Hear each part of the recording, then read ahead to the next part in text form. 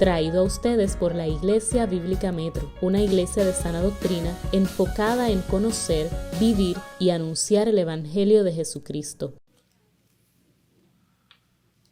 Nos preparamos para la predicación de la palabra y antes de predicar, yo creo que es necesario y muy importante venir delante de Dios con un corazón sincero. Así como dijimos o pregunté ahorita, ¿creemos lo que cantamos? Debemos preguntarnos, ¿creemos lo que predicamos? ¿Realmente nuestro corazón está receptivo? ¿Realmente estamos escuchando y aplicando estas verdades? Yo creo que tenemos que venir suplicando al Señor para que nos ayude, amén. Así que yo le invito a que incline su rostro. Vamos a dar gracias al Señor y vamos a pedirle al Espíritu Santo y que esté sobre nosotros, abriendo el entendimiento. Señor, nadie de los que estamos aquí es digno de abrir tu palabra y predicarla sin ninguna mancha en su vida. Solamente tú, oh Dios, eres digno, como en Apocalipsis, de abrir el rollo y el libro, Señor. Tú eres único digno, Señor. Pero venimos humillados delante de ti, reconociendo nuestras flaquezas, nuestros pecados, porque estamos necesitados de tu gracia, Señor. Padre, primeramente oro porque esta palabra, Señor, sea para mi corazón. Háblame a mí, Señor. Ministrame a mí como has hecho a través de la preparación. Pero también te pido que tu iglesia sea edificada, Señor. Glorifícate, Señor. Que al final podamos salir diciendo qué glorioso Salvador tenemos. Qué esperanza tan grande. Y podamos salir a vivir, Señor, lo que hemos aprendido hoy. Amén. Amén, hermanos. Vayan buscando sus Biblias. En Hechos capítulo 21.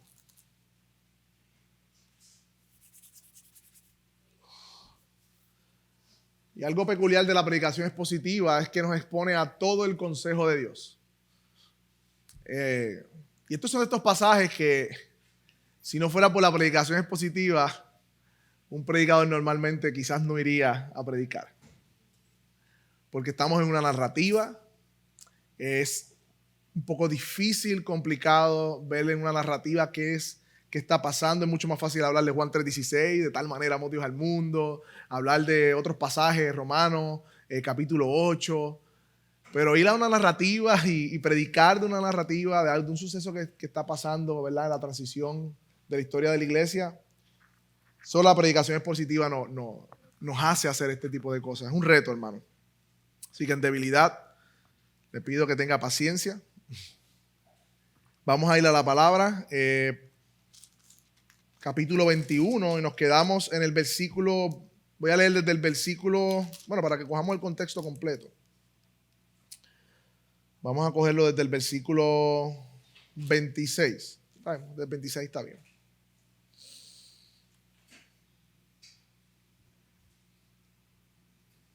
Dice: entonces Pablo, tomando consigo a los varones, el día siguiente se purificó con ellos y entraba en el templo para informar el cumplimiento de los días de la purificación hasta que fue ofrecida la ofrenda por cada uno de ellos. Y ahí viene un pero. Pero cuando iban a cumplirse los 7 días, los judíos que venían de Asia, viéndolo en el templo, alborotaron a todo el pueblo y le echaron mano, gritando y diciendo: varones israelitas, ayúdennos. Este es el hombre que por todas partes enseña a todos en contra del pueblo, la ley y este lugar.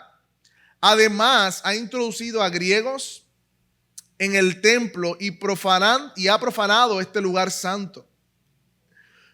Porque habían visto con él en la ciudad a Trófimo, el efesio, y pensaban o suponían, dice otras versiones, que Pablo lo había introducido en el templo. Así que toda la ciudad se alborotó y se agolpó el pueblo y prendieron a Pablo, lo arrestaron fuera del templo y cerraron inmediatamente las puertas, hablando del templo. Pero mientras procuraban matarlo, a golpiza, ¿verdad?, se informó al tribuno de la corte que toda Jerusalén estaba alborotada. Tomando inmediatamente soldados y centuriones, bajó corriendo hacia ellos. Entonces ellos, al ver al tribuno y a los soldados, dejaron de golpear a Pablo. Llegando el tribuno, lo arrestó y mandó atarlo con 2 cadenas y preguntó quién era y qué había hecho. Pero entre la multitud, unos gritaban una cosa y otros otras, y no pudieron saber la razón del alboroto.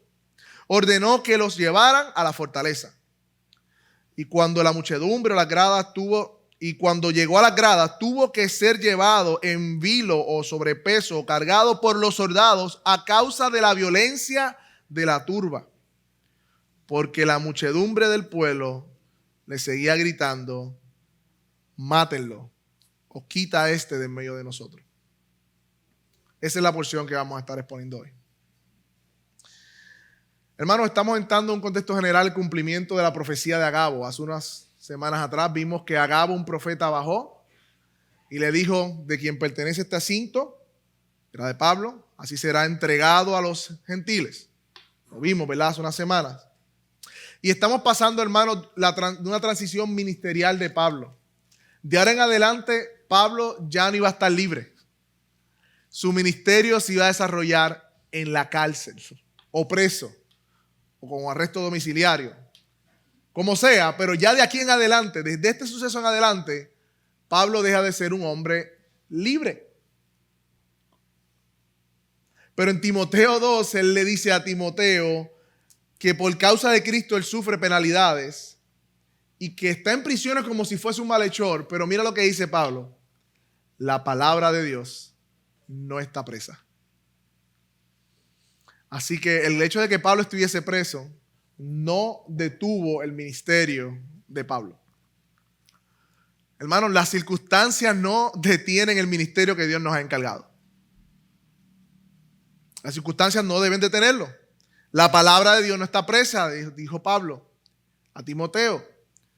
Y esta es la primera de 6 defensas, aunque no vamos a entrar en la defensa de Pablo, estamos en el preámbulo de esa defensa de Pablo. Así que a manera general, hermanos, el contexto es el siguiente. Pablo llega a Jerusalén y nada más y nada menos en la fiesta de Pentecostés. ¿Recuerdan Hechos 2? Que venían de todas partes de Judea, de diferentes lugares. Todos los judíos venían a esta fiesta de Pentecostés para celebrar juntos el hecho de ser judíos, la ley, la abundancia, la provisión de Dios, la libertad de Dios del pueblo. Era una fiesta, como, por decirlo de una manera, que ensalzaba o exaltaba la raíz judía. Muchos de otros lugares venían al templo a ofrecer sacrificio. Habían pasado ya como 20 años de Pentecostés y el ministerio de los apóstoles, especialmente el de Pablo, había dado mucho fruto, especialmente entre los gentiles. Estamos en el contexto. Y los hermanos, como el pastor Andrés predicó el domingo pasado, reciben con alegría las noticias de Pablo. Y Pablo dice que contó una por una las cosas que ¿quién había hecho? Dios. ¿Recuerdan eso? Pablo no se atribuyó nada, Dios había hecho. Pero había una preocupación, ¿verdad? Los ancianos le dicen: bueno, no estamos preocupados, Pablo. Hay muchos judíos que han creído y hay mucha alegría, pero hay unos rumores de que tú estás hablando en contra del pueblo de Israel, de los judíos y de la ley de Moisés, y estás mandando a que no se circunciden ni guarden las tradiciones. Esos son los rumores, Pablo. ¿Qué vamos a hacer? Y ellos se ingenúan un tipo de salida para que probar que esos rumores son falsos y le sugieren a Pablo unirse un voto de 4 hombres. Lo vieron el domingo pasado. No voy a entrar en todos los detalles. Pablo accede y cuando ya está a punto de cumplirse los 7 días de ese voto, de esa purificación que Pablo estaba haciendo para que los judíos cristianos vieran: si él está haciendo esto, pues entonces él no está en contra de las tradiciones de la ley. O sea, es falso los rumores, básicamente lo que están queriendo decir. Pero hay un pero. En el versículo 27, llegaron unos judíos de Asia. ¿Ok? Pero antes de llegar ahí, el versículo 26 dice que vayan conmigo. Pablo tomó consigo aquellos hombres. Al día siguiente, después de purificarse, entró con ellos al templo y dio aviso de que se cumplieran los días de la purificación cuando se ofreciera el sacrificio por cada uno de ellos. Algunos comentaristas sobre este pasaje creen que sí funcionó el hecho de que Pablo hiciera este voto, porque los judíos cristianos que estaban allí no fueron los que hicieron el alboroto, fueron los que vinieron procedientes de Asia. Así que muy posiblemente otros creen o piensan que no habían reconocido realmente a Pablo, pero otros piensan que sí funcionó ese plan, que en buenas intenciones podemos decir hicieron los ancianos para contrarrestar estos rumores. Así que recordemos también otra cosa, el contexto histórico redentor. Andrés habló un poco de esto el domingo pasado. Hermanos, Dios había revelado a Israel como su pueblo, como su nación, pero cada una de las promesas que Dios hizo, cada una de las fiestas que pasaron, cada uno de los sucesos, el Éxodo, la Pascua, entre otras cosas, apuntaban a su cumplimiento en Cristo. Y en Hechos, Pablo, como apóstol de Jesucristo también, le había sido revelado mucho de estas verdades y le estaba enseñando tanto a judíos como a griegos de que Cristo era el cumplimiento de todo lo que Dios había prometido. Pero apenas habían pasado ¿cuántos años de que Cristo estaba? 20, 30 años. Así que es un momento de mucha transición cultural. Y no solamente cultural, sino de fe, de entender estas verdades. Por ejemplo, Jesús es el verdadero Israel, quien dio el fruto que Israel no dio. El pueblo de Israel apuntaba a ese hijo porque Dios trató a Israel como su hijo. Le dio todo, lo bendijo, lo libró, pero su hijo dio frutos malos. Israel, dice que dio uva silvestre. Pero Jesús dice, yo soy la vid verdadera. Yo sí he dado el fruto que el Padre buscaba. Así que Israel de alguna manera apuntaba o hacía su cumplimiento en Cristo. Y todo el que está en Cristo es verdadero israelita, básicamente es lo que Pablo dice en Romanos. De hecho, Jesús es el verdadero templo. El templo simbolizaba la presencia y la adoración a Dios. Y cuando Jesús se encarnó, ¿sabe lo que dice Juan? En el original dice que Jesús se hizo carne, el verbo se hizo carne, se tabernaculizó. Básicamente, en él habitaba toda la presencia de Dios. Así que el templo apuntaba también a Jesús. Todas las fiestas judías. Hermanos, la Pascua, un cordero. Recuerden que la Pascua era celebrada en conmemoración a cómo Dios libró al pueblo de Israel. Y en ese momento Dios le da unas instrucciones al pueblo de Israel. ¿Y qué le dice? Va a pasar el ángel de la muerte, pero ustedes van a celebrar una fiesta en donde van a sacrificar un cordero, van a poner la sangre en la puerta. Y cuando la muerte vaya a pasar y vea la sangre, no tocará al primogénito. El sustituto. Un cordero muere para que la muerte no entre. Ese cordero apuntaba, o en la Pascua apuntaba a Cristo. El mismo Cristo en la cena lo dijo. La fiesta de Pentecostés también era una celebración de la provisión de Dios que tenía como ofrenda voluntaria celebrar los frutos de Dios. Y eso lo vemos en Hechos 2. Por eso el Espíritu Santo viene el día de Pentecostés como el fruto, ¿no? de la obra de Dios por medio de su Espíritu Santo. Así que todo esto se estaba cumpliendo en Cristo, pero los judíos, y hay una diferencia aquí, ahí están los judíos y los judíos cristianos. Hay que tener cuidado aquí vamos a ver el texto cómo lo explica. Pero muchos judíos que todavía no habían aceptado el cristianismo como verdad, como Jesús, como el Mesías, resentían a Pablo. Otros que sí habían entendido estas verdades aún guardaban sus costumbres, pero habían visto a Cristo como el Mesías. Muy diferente. Todavía el día de hoy el judaísmo no cree que Cristo fue el Mesías. Pero hay judíos que guardan sus costumbres que creen que Cristo fue el Mesías y creen en Él como el Salvador. Así que hay una diferencia bien grande ahí que está pasando en medio de todo esto. Y estoy trayendo este panorama para que entiendan la reacción del pueblo. ¿Ven? Así que ese es el momento histórico que nos encontramos. Y en medio de todo eso, hermanos, miren el versículo 27. Conmigo. Al terminar, o cuando iban a terminar los 7 días, ahí vienen los judíos de Asia, al verle en el templo, ¿qué hicieron? Comenzaron a alborotar al pueblo y le echaron mano, gritando: hombres de Israel, ayudad, este es el hombre, y mira lo que dicen, que por todas partes anda enseñando a todos contra el pueblo, la ley y este lugar, y además ha metido griegos dentro del templo y ha profanado este lugar santo, porque lo habían visto con Trófimo, el efesio, y suponían que Pablo le había entrado al templo. ¿Qué hicieron estos hermanos de Asia? Bueno, hermanos no, estos judíos de Asia. No dice judíos cristianos, dice judíos. Cuando Santiago da reporte dice hay muchos judíos que han creído, pero aquí dice que son judíos de Asia. ¿Qué hicieron? En primer lugar, si miran el texto conmigo, dice que alborotaron a todo el pueblo. Trajeron confusión.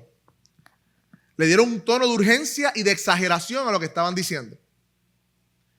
Gritaron, levantaron su voz, llamaron la atención a otros que estaban alrededor de allí, llamaron con esfuerzo, con un tono de urgencia a la atención de otros. No solo eso, sino que mintieron. Dieron falso testimonio de Pablo al pueblo, diciendo acusaciones no confirmadas ni verificadas. Y lo peor de todo, supusieron, sacaron conclusiones debido a los rumores acerca del griego que supuestamente, como lo vieron fuera, pensaron que lo había traído al templo. Y yo quiero hacer una pausa aquí, hermano, porque yo quiero hacer quizás una radiografía en lo que hicieron estos judíos de Asia, que no es otra cosa que levantar falso testimonio, una calumnia, a cómo esto podemos aplicarlo a nuestra vida. Hermano, la calumnia es una acusación falsa que se hace maliciosamente para causarle daño a una persona. Es un delito contra el honor de otra persona que se comete cuando se le imputa cosas que no ha hecho, a sabiendas. Esto es una de las formas del 9º mandamiento. ¿Cuál es el 9º mandamiento? No darás falso testimonio. Así que estos judíos estaban pecando contra Dios y contra Pablo. Y de hecho en Éxodo 23:1, mira lo que dice, qué interesante. No admitirás, esto ya al pueblo, falso rumor. No admitirás falso rumor. No te concertarás con el impío para ser testigo falso. Mira lo que dice versículo 2, Éxodo 23:2. No seguirás a los muchos para hacer el mal, ni responderás en litigio inclinándote a los más para hacer agravio. Y cuando leemos este pasaje es exactamente lo que los judíos hicieron y todo el pueblo hizo. Pecaron contra la ley de Dios, los judíos que estaban guardando la ley de Dios. Pero ¿cómo se manifestó este pecado? Vamos a hacer la radiografía, ¿no? ¿Cómo fue que se manifestó? En primer lugar, vemos que la calumnia o el falso testimonio o el rumor comienza llamando la atención de otros. Trae confusión en medio de una comunidad. Utiliza la exageración en lo que se quiere comunicar. Mire cómo dice, gritaron. Esto habla de una expresión emocional, no razonable, sino reactiva y desproporcionada. Estamos viendo la radiografía del rumor, de la calumnia y del falso testimonio. Mintieron. La mentira, para que sea efectiva, como tal, tiene mucha apariencia de verdad. Mintieron no solo lo que dijeron. Mira esto. No solo lo que se está diciendo, sino cómo lo dijeron.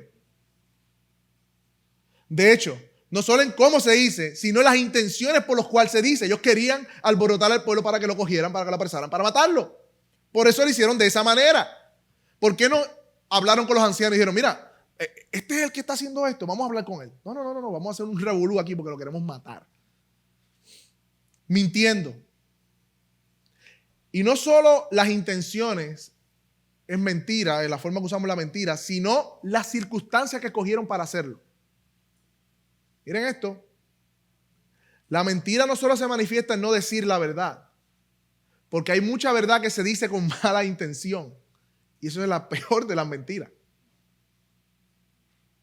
Sino que las circunstancias que escogieron en medio de una fiesta judía que el fervor religioso estaba en su pic, ahí hicieron eso, buscando la respuesta que pasó. Mira otra radiografía de los rumores, el falso testimonio y la calumnia. Suponer.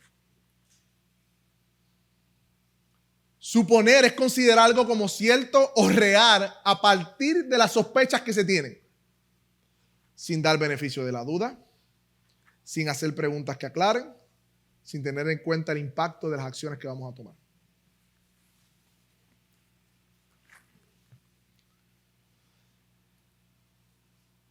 No estamos muy lejos de los judíos de Asia, muchas veces. Quizás una aplicación a nuestras vidas puede ser esto.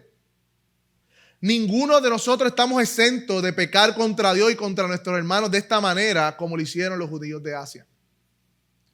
Muchas veces somos tentados a escuchar rumores y aún a diseminarlos, hermanos. Muchas veces somos tentados a hacer un juicio en nuestro corazón sin siquiera tomar el tiempo de preguntar o averiguar la verdad. ¿Cuánto hemos pecado de eso, hermano? Muchas veces aún usamos la verdad disfrazada de piedad, pero con malas intenciones en momentos y en contextos particulares para sacar ventaja de las situaciones.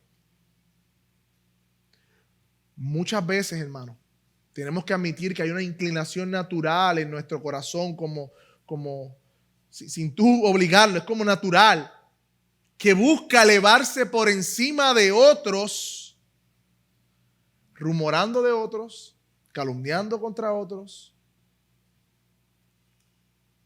aún los de afuera del mundo. Mira para allá, ese Bad Bunny, mira para allá, esa gente que fue allí, mira para allá. Hermanos, qué mucho pecamos de suponer. Yo diría que en el matrimonio uno de los... Si dejáramos de suponer tanto en el matrimonio, hubiese mucho menos problemas en el matrimonio. Y siempre suponemos lo peor del otro. Que Dios tenga misericordia de nosotros en Cristo, porque qué mucho pecamos de suponer. Y hablando de los matrimonios, por ejemplo, le atribuimos motivaciones que no están en el corazón de nuestra pareja simplemente porque juzgamos mal sus acciones. Lo hiciste por esto. Me lo estás diciendo por esto. ¿Cierto o falso? No actuamos con gracia muchas veces en nuestros matrimonios, sino que queremos justicia y la queremos hacer nosotros. Somos capaces de difamar a nuestra pareja en nuestro corazón. Nos hacemos la historia nosotros en nuestro corazón de nuestra pareja, de lo que hizo, cómo lo hizo, por qué lo hizo, para justificar nuestro pecado contra ella o contra él.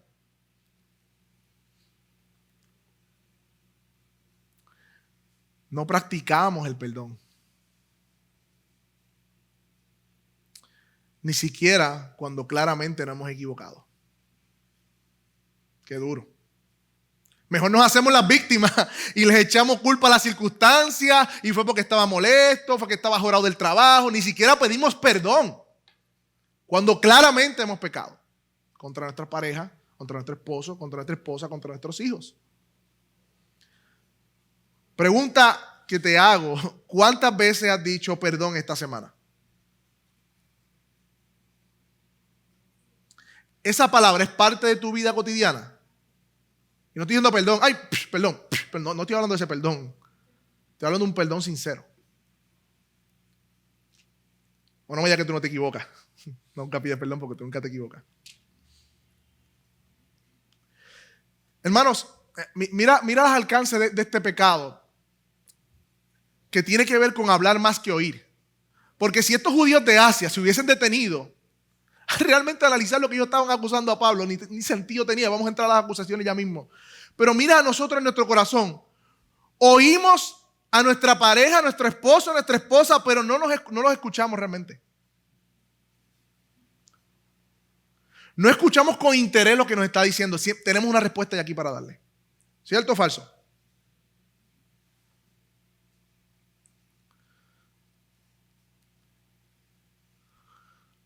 Santiago nos dice, amados hermanos, todo hombre sea pronto, o sea, rápido para oír, lentos para hablar, lentos para escuchar, para airarse. Dígame si no hemos revertido ese texto. Nos airamos rápido, explotamos y no escuchamos. Parecemos a los judíos de Asia.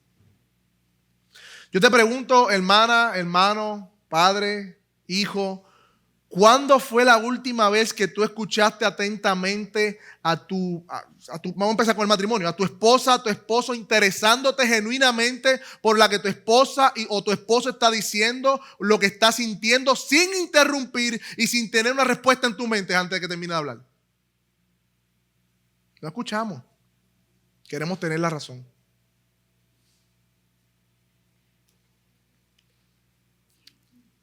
Y en nuestras relaciones como hermanos, suponemos que todos deben ajustarse a mi manera de ser. Algo glorioso que hace el Señor es unir a un montón de pecadores de diferentes backgrounds, tradiciones, contexto, crianza. Los une a una iglesia, los hace familia, los hace que se amen. Eso es un milagro de Dios. Pero todavía el pecado que está en nosotros, luchamos contra ese milagro de Dios. Y suponemos que todos deben ser como yo. Y yo soy el estándar de los demás. Si tú no te vistes, te peinas, hablas, actúas como yo actúo, entonces me molesta. Rumoro de ti. Doy falso testimonio. Pienso que estás en pecado o que no entiendes lo que yo entiendo. Hermanos, muchas veces, sin acercarnos para saber las motivaciones de una acción que vimos, somos tentados a ponerle un sello a la persona.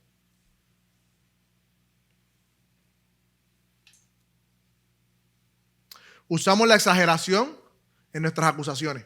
¿Cierto o falso? Eso pasa en el matrimonio también. Tú nunca haces esto. Tú siempre haces lo otro. Eso nunca, eso siempre. Uy. Usamos la exageración en las acusaciones y en las conversaciones que tenemos con terceros de la persona. Yo tengo un compañero de trabajo que como que cambia mucho las historias de las cosas que suceden. Es bien interesante porque cuando alguien tiene un claim, un reclamo sobre otro socio, sobre un empleado, viene donde mí, ¿dónde está el gerente? Es que aquel me dijo, y el otro se queda, pero es que yo no hice eso. Lo que pasa es que quieren que su causa tenga valor, y para tener valor su causa y tener la razón, exageran en la historia para hacer ver mal al otro. ¿No? Judíos de Asia. Pecamos, hermanos, al decir a terceros cosas de un hermano que ni siquiera hemos confirmado con él o tratado con él de forma personal. Hemos pecado de eso, hermano. Mucho. Y mira esta otra suposición, quise añadirla. Suponemos que todo el mundo aquí está bien espiritualmente y por ende no intervenimos en su vida. Hermano, entonces, ¿cómo no podemos ser esos judíos de Asia? ¿Cómo podemos huir de ser los judíos de Asia? En primer lugar, hermanos, mirando, como leíamos en el catecismo, a Cristo que se hizo hombre y que no hubo engaño en su boca, que cuando le maldecían no respondía con maldición, sino que encomendó todas las cosas a aquel que juzga con justicia. En vez de gritar, hermanos, en vez de salir corriendo a llamar la atención de otros, debemos buscar el silencio en la oración y encomendar a nuestros hermanos, a mi pareja, a mi esposo, a mi esposa, a mis hijos en oración. Y no solo a ellos, sino a nosotros mismos, porque nosotros no estamos exentos de pecar como nuestros hermanos quizás estamos viendo que están pecando. En vez de mentir exagerando o restándole a los hechos, debemos buscar la verdad. Y no hablar de otra cosa que no sea la verdad.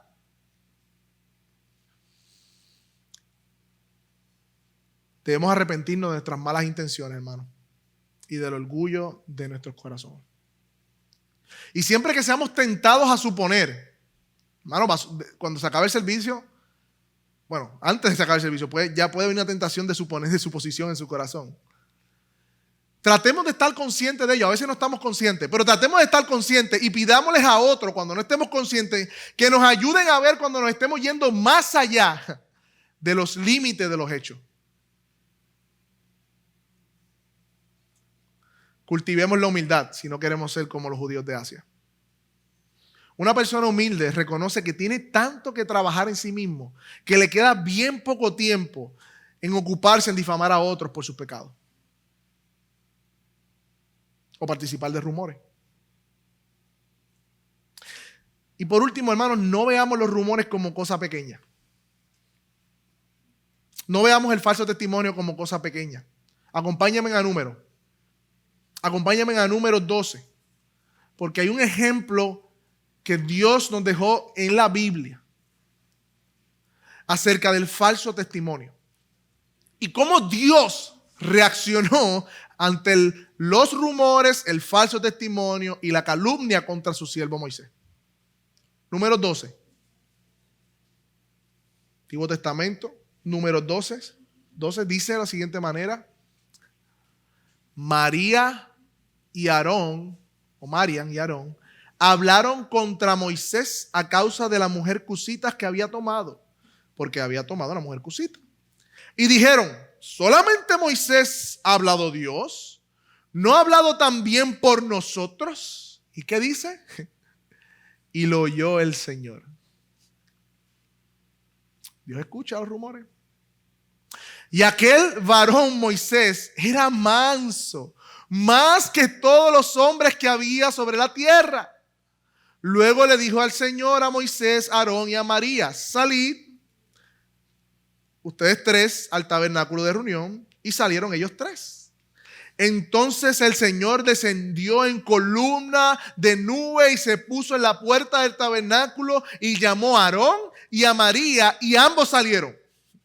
Y les dijo: oigan ahora estas palabras. Cuando haya entre vosotros profeta del Señor, le aparecerá en visión, en sueño le hablaré con él.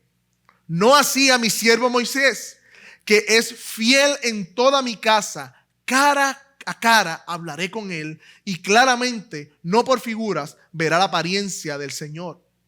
¿Por qué, pues, no tuviste temor de hablar contra mi siervo Moisés?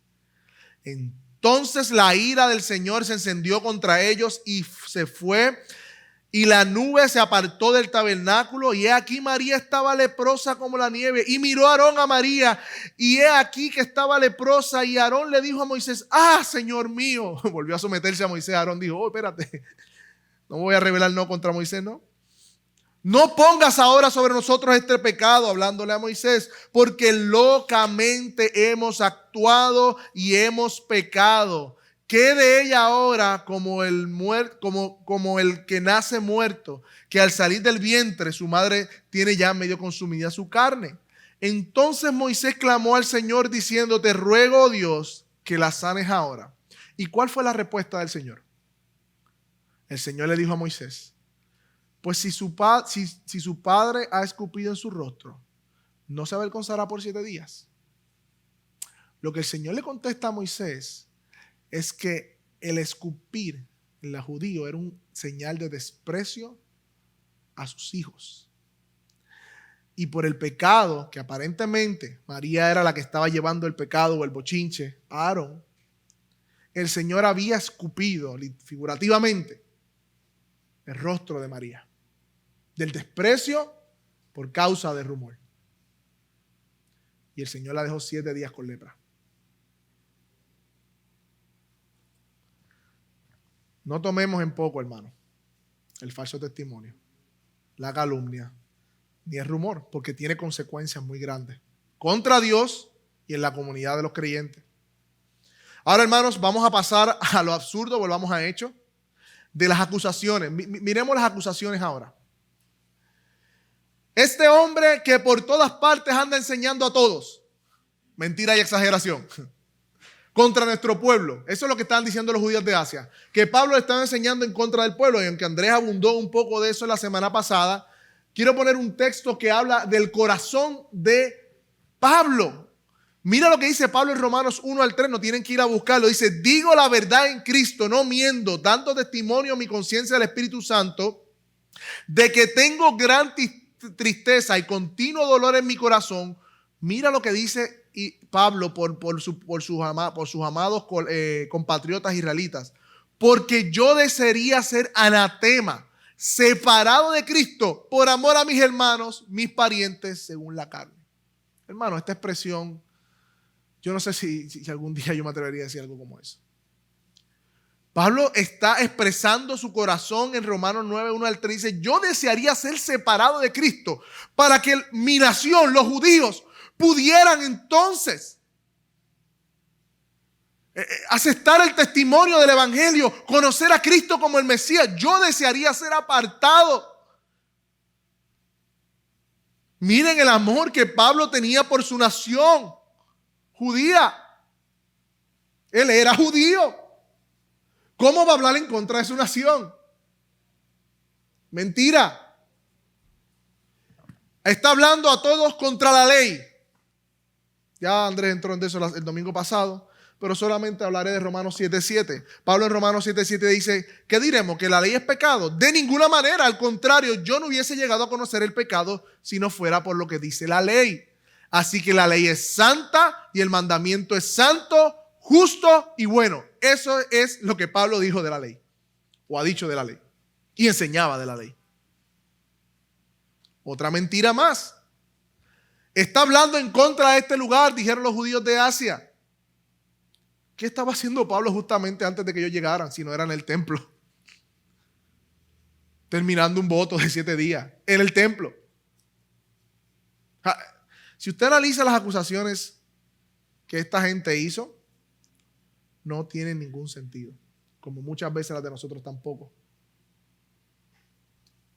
No hay un solo testimonio o palabra pronunciada de Pablo en contra del templo. No lo hay. No lo hay. De hecho, esto es una acusación bien parecida a la que le hicieron a Esteban. ¿Recuerdan a Esteban en Hechos 6:9? Dice que vinieron unos judíos de la sinagoga de los libertos, alejandrinos, Cilicia, y mira lo que dice ahí, de Asia. Puede ser que sean de la misma cepa, estos judíos que vienen ahora a acusar a Pablo. Y discutían con Esteban, dice el texto. Y como no le podían resistir, porque Esteban debatía fervientemente, lleno del Espíritu Santo, la sabiduría, y hablaba, no podían entonces hacerle frente. En secreto persuadieron a algunos hombres para que dijeran: le hemos hablado blasfemias contra Moisés y contra Dios. El pueblo judío constantemente recurría al falso testimonio para sacar del medio a aquellos que a ellos no les gustaba, aquellos con quienes no estaba de acuerdo. Cuidado, hermanos, con nosotros, nuestro corazón. Cuidado, hermanos. Y la cuarta acusación: ha metido griegos en el templo. Porque vieron a Pablo en Éfeso con Triófimo y dijeron: pues lo metió el templo. ¿Qué? ¿Tú lo estás viendo en el templo? No. Pero lo vi en la calle con él. ¿Pero está en el templo? No. Pero lo vamos a acusar. No tiene sentido. O sea, los historiadores dicen que el templo tenía un montón de carteles que decía: los gentiles no pueden pasar esta área. Había un atrio para los gentiles en el templo y había un área exclusiva para el pueblo judío. Y esa área exclusiva donde Pablo estaba, no podían pasar los gentiles. Decía: puedes pagar con tu vida, no puedes pasar, gentil. O sea, Pablo va a entrar un amigo hermano para que lo maten. O sea, va a entrarlo al templo para que lo maten, porque lo van a matar si entraba a ese lugar. Las acusaciones eran totalmente falsas. Pero cuando reina la confusión, hermano, el que hace más ruido controla las masas. Cuando reina la confusión, el que grita más fuerte va a controlar las masas. Versículo 30. Así que toda la ciudad se agitó y se hizo un tumulto en el pueblo. Se apoderaron de Pablo y le arrestaron fuera del templo y de inmediato cerraron las puertas. La respuesta de la multitud fue desesperada, no razonaron, no investigaron, simplemente emocionalmente reaccionaron a lo que se estaba diciendo. Y esto era porque muchos de ellos habían todavía albergado un prejuicio contra Pablo de rumores no confirmados. Le arrestaron fuera del templo y de inmediato las puertas fueron cerradas. La razón de sacar a Pablo fuera del templo, ¿saben por qué era, hermano? Porque pensaban matarlo y no querían que el templo se ensuciara con su sangre. Santidad del templo, pero lo matamos afuera por una mentira. Y esto es una característica bien marcada de la hipocresía religiosa, del legalismo. Con Judas pasó lo mismo. Judas, cuando en su remordimiento vuelve a los sacerdotes, le dice: tengan su dinero, que este hombre es inocente. Ellos le dicen: su dinero perezca contigo. Y cuando él se va y se suicida, los sacerdotes dicen: bueno, ¿qué haremos con el dinero? Pues no lo pongamos en el templo porque es precio de sangre, mejor hagamos esto. Están matando al Hijo de Dios y no quieren poner las monedas en el templo porque es precio de sangre. El legalismo se encarga del detalle insignificante mientras ignora completamente la intención del corazón. Oh, que mucho hemos pecado de eso.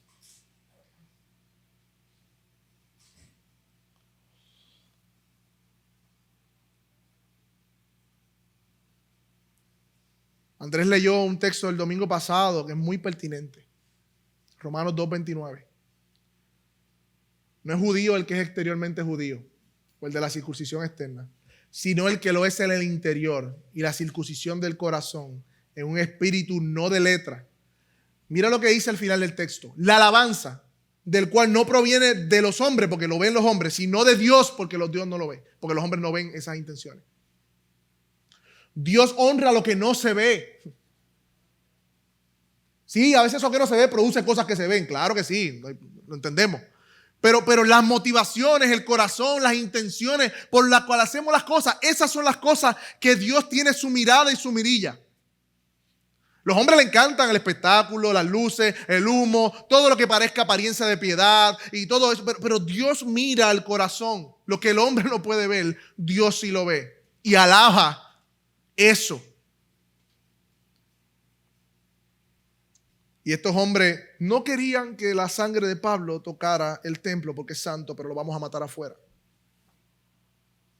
Estamos viendo el cumplimiento del profeta Agabo. Muy diferente a la profecía de Agabo con las profecías de estos días, que siempre están prometiendo negocios y prosperidad y que todo va a estar bien. Agabo le profetizó, un verdadero profeta, a Pablo, que iba a ser entregado a los gentiles. Que su mismo pueblo le iba a entregar. Sacaron al mensajero y cerraron las puertas al mensaje. Muchos teólogos concuerdan que este acto de que lo arrastraron rápidamente y cerraron las puertas del templo es como una enseñanza teológica de cómo el pueblo de Israel rechazó en el centro de la adoración, que es el templo, el mensaje del evangelio y a su predicador Pablo. Recordemos que Jesús profetizó la destrucción del templo.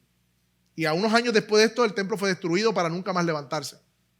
Y con la samaritana Jesús le dijo: no importa ya el lugar de adoración. Dios está buscando adoradores que adoren en espíritu y en verdad. Pero todavía el pueblo judío estaba atado al templo físico. Y el mismo templo le cerró las puertas al evangelio. Y le cerró las puertas a Pablo. ¿Y qué pasó, hermanos? Mientras ellos procuraban matarle, llegó un aviso al tribuno de la compañía, versículo 31, que toda Jerusalén estaba alborotada. De inmediato este tomó a los soldados y los centuriones y bajó corriendo a ellos. Y cuando vieron que el tribuno y los soldados lo dejaron, vieron al tribuno y a los soldados, le dejaron de golpear. O sea, el pueblo estaba a golpetazo limpio contra Pablo, dándole todo el mundo, buscando para matarlo. Cuando ven al tribuno, dejan de golpearlo. Entonces llega el tribuno y le apresó y mandó a que la atasen con 2 cadenas y preguntó quién era y qué había hecho. Me imagino que él dijo: ¿pero qué está pasando aquí? Algo ha hecho este hombre mal, porque si todo el pueblo está encima de él es porque es un malhechor. Pero entre la multitud unos gritaban una cosa y otros otras, y como él no podía entender nada de lo cierto a causa del alboroto, mandó a llevarlo a la fortaleza. Versículo 35, hermano. Y sucedió que cuando llegó a las gradas, Pablo tuvo que ser llevado en peso por los soldados a causa de la violencia de la multitud, porque la muchedumbre de la multitud que venía detrás de él gritaba: mátenle, mátenle. ¿Has tenido tú la experiencia de que una persona o un grupo de personas tengan tanta animadversión contra ti que estén dispuestos a quitarte tu vida? ¿Cómo tú reaccionarías ante eso? Los soldados romanos se encargaron de evitar los disturbios porque ese era su trabajo. Ellos buscaban el orden, evitaban todo disturbio. Y Dios los usó para librar a Pablo de la muerte. No era hora de que Pablo pereciera. Pablo tenía que llegar a Roma, hasta los confines de la tierra. Y ese era lo que estaba en su corazón también, ir al centro de la ciudad para llevar el evangelio. Roma. Y llegó allí apresado, pero llegó. Y no sé si a ustedes les pasa, pero esta escena nos recuerda a un hombre que también las masas se conmovieron y gritaban: mátenle. Para que ustedes vean las consecuencias de los rumores, son devastadoras. Mira lo que provocaron: la sangre de un inocente. De la misma manera, hubo un hombre santo, justo, perfecto y sin mancha, no teniendo nada por lo cual ser acusado. No había engaño en su boca, ni siquiera en sus motivaciones. Él era puro, era perfecto, era justo, era bueno. Este hombre Jesús fue presentado también ante el pueblo judío y todos gritaron acusándole injustamente: crucifíquenlo, crucifíquenlo.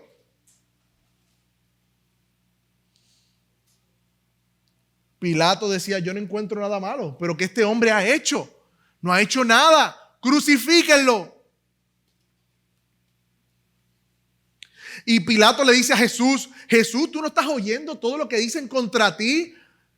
Y dice: él no respondió ni una palabra, de manera que Pilato se sorprendió. Isaías dijo que como cordero enmudecido fue y no abrió su boca. Jesús no se defendió, sino que enmudeció delante de sus trasquiladores. En este injusto juicio, y aún Pilato tratando de librarlo, el pueblo pidió a un asesino en vez de a Jesús. Cuando usted lee los evangelios, usted tiene que ver la raza humana allí. Esa es la humanidad. Ese es el corazón del ser humano. El ser humano quiere matar a Dios. Ese es el corazón del ser humano. Quieren deshacerse de Dios de en medio de ellos, porque ellos quieren ser Dios.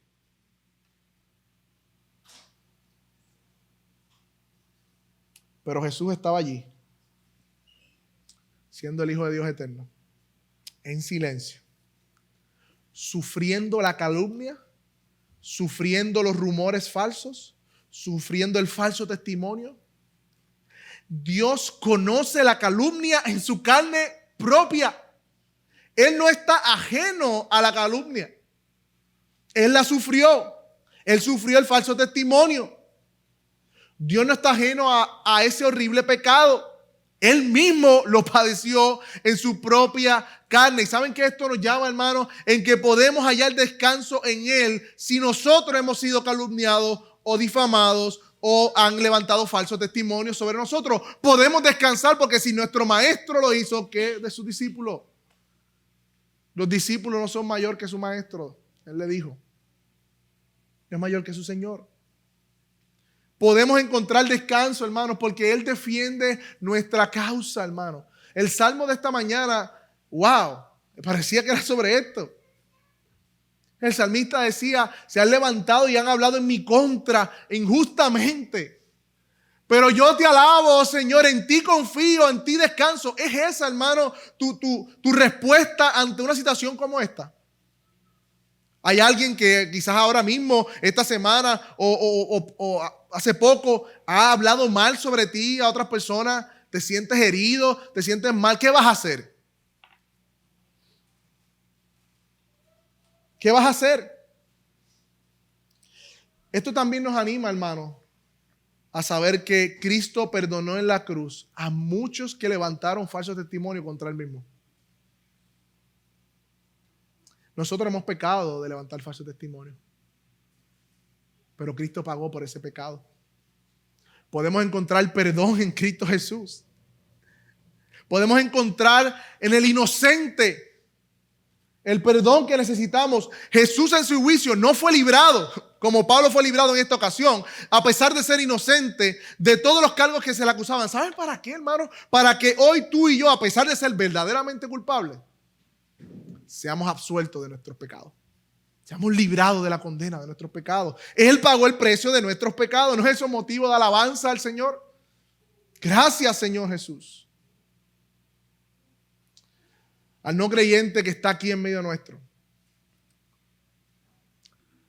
la Biblia dice que cada cual pagará según su obra. Si tu fe no está en Cristo, si no tienes una relación vital con Él hoy, si Él no es tu Salvador, si Él no es aquel a quien tú te entregas, vives y te debes,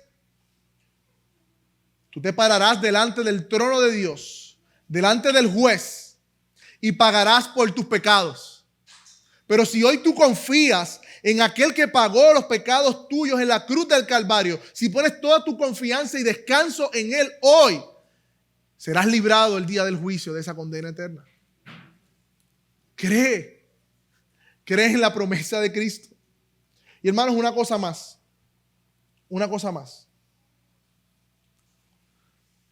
¿Pablo estaba en el propósito de Dios o no? Lo que estaba sucediendo, ¿estaba profetizado, sí o no? O sea, que él estaba en el propósito de Dios. Toda la multitud encima de él a cantazo. Los soldados tuvieron que llevarlo encima porque le querían matar. No, hermano, este es el propósito de Dios porque siento paz en mi corazón. De verdad. La paz en tu corazón es el símbolo de que estás en la voluntad de Dios. ¿De cuándo acá? No, hermano, esto es la voluntad de Dios porque se han abierto puertas. Y como se abrieron puertas, pues esta es la voluntad de Dios. ¿Desde cuándo acá se abrieron puertas? Quiere decir la voluntad de Dios. Muchas veces la voluntad de Dios quiere decir tribulación, sufrimiento, angustia, dolor, pérdida. Lo estamos viendo aquí, hermano. Lo estamos viendo aquí. Tenemos que quitarnos de la cabeza el chip del evangelio falso, de la terapia psicológica, de que Dios de que el propósito de Dios es sentarnos en nuestro trono, disfrutar de toda la vida y vivir la vida bien y feliz. Todavía cuando nos suceden cosas que no esperábamos en nuestra vida, una enfermedad, un diagnóstico, lo que sea, falta de trabajo, falta de finanzas, problemas matrimoniales, rápido concluimos que el amor de Dios desapareció y que entonces estamos fuera de la voluntad de Dios. Cuidado. Porque el propósito de Dios incluye sufrimiento. Servimos un Dios que vino a sufrir. Nosotros también sufriremos. Ahora bien, hay descanso en Jesús. Hay descanso en Él.